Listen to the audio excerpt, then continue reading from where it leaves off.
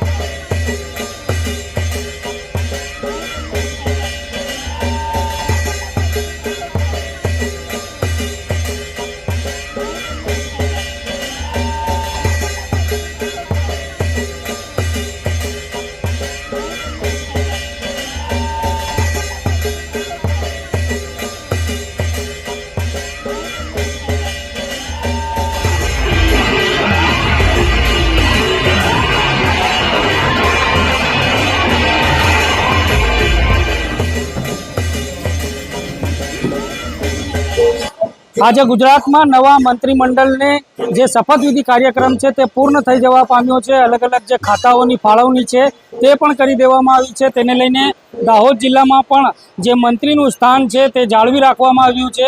પહેલાં બચુભાઈ ખાબડ પાસે પંચાયત વિભાગ હતું, હવે નવા મંત્રીમંડળના વિસ્તરણમાં ફતેપુરાના ધારાસભ્ય રમેશભાઈ કટારાને મંત્રીમંડળમાં સ્થાન મળ્યું છે અને તેને લઈને મોડી રાત્રે તેઓ ઘરે આવતા તેમના ઘરે ખુશીનો માહોલ છે। ગામના લોકો પણ મોટી સંખ્યામાં તેમને શુભેચ્છાઓ પાઠવવા માટે અહીંયા ઉપસ્થિત થઈ રહ્યા છે। ફટાકડાઓ ફોડી મીઠાઈ ખવડાવી ખુશી વ્યક્ત કરવામાં આવી રહી છે। રમેશભાઈ કટારાને આજે જે કૃષિ તેમજ ખેડૂત પશુપાલન વિભાગનું જે ખાતું છે તે સોંપવામાં આવ્યું છે અને તેને લઈને આજે ગામમાં જે ડીજે અને ઢોલ નગારાની સાથે તેમનું સ્વાગત કરવામાં આવ્યું હતું। મોડી રાતનો સમય છે અને આ મોડી રાતના સમય દરમિયાન જે ધારાસભ્ય અને મંત્રીનો કાફલો, જે નવનિર્વાચિત મંત્રી છે રમેશભાઈ કટારા, તેમનો કાફલો અહીંયા ફતેપુરા મુકામે તેમના વતન આવી પહોંચતા આ મોડી રાત્રે પણ ખુશીનો માહોલ સર્જાવા પામ્યો છે। તેમના પરિવારજનોમાં પણ ખુશીની લહેર દોડી ઉઠવા પામી છે। તેને લઈને આપ જોઈ રહ્યા છો જે પ્રમાણેના દ્રશ્યો હતા। હવે સાંભળીશું કે જે નવા મંત્રી બનેલા અને ફતેપુરાના ધારાસભ્ય જે રમેશભાઈ કટારા છે તેમને શું જણાવ્યું હતું, સાંભળીએ તેમને। મંત્રી બન્યા છો, શું કહેશો?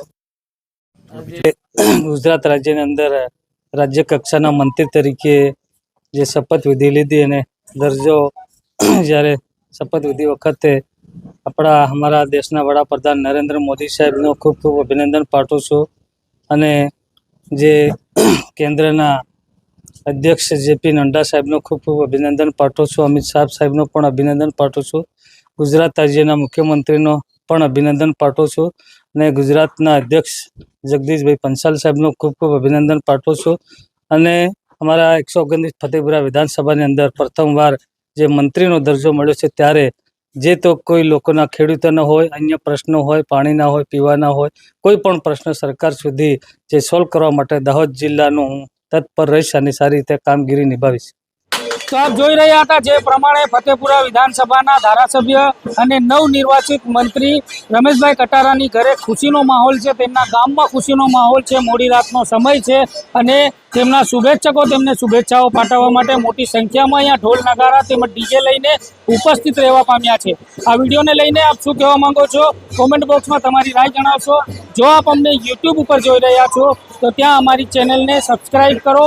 સાથે સાથે ફેસબુક અને ઇન્સ્ટાગ્રામ ઉપર પણ અમારા પેજને ફોલો અને લાઈક કરો. તો ફરી મળીશું નવી જાણકારીઓ સાથે. ધન્યવાદ.